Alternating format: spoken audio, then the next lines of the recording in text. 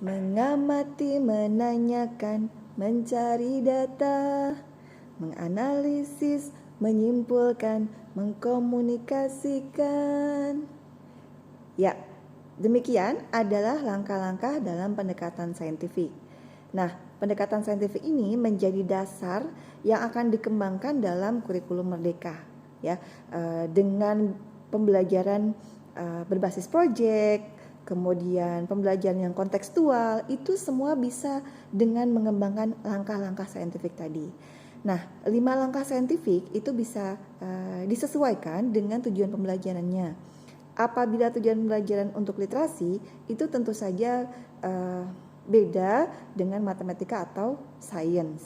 Contoh dalam mengamati, ya, langkah mengamati itu bisa dirubah dengan misalnya menyimak, membaca, ya, kemudian memperhatikan, mengamati, ya, dengan menggunakan mata dan seterusnya.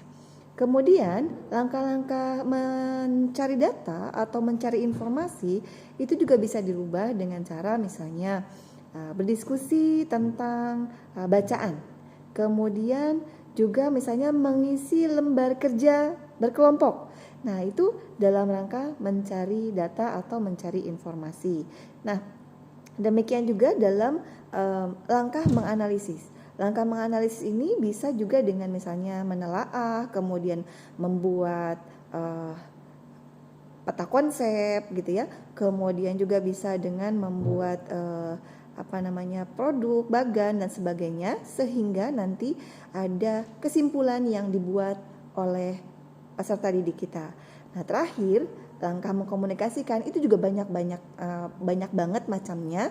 Bisa dengan mempresentasikan, bisa dengan menggunakan pameran, bisa juga dengan menggunakan berbagai media lain, misalnya recording, kemudian bisa MP3, bisa juga dengan berbagai bentuk tertulis, ya, seperti berita, mading dan sebagainya, sehingga tujuannya adalah bagaimana yang mereka pahami dari pembelajaran tersebut itu bisa diinformasikan kepada orang lain. Oke, bagaimana? Kita ulangi lagi.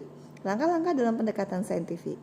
Mengamati, menanyakan, mencari info, menganalisis, menyimpulkan, mengkomunikasikan.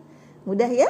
Selamat mengembangkan pendekatan saintifik dalam kurikulum Merdeka.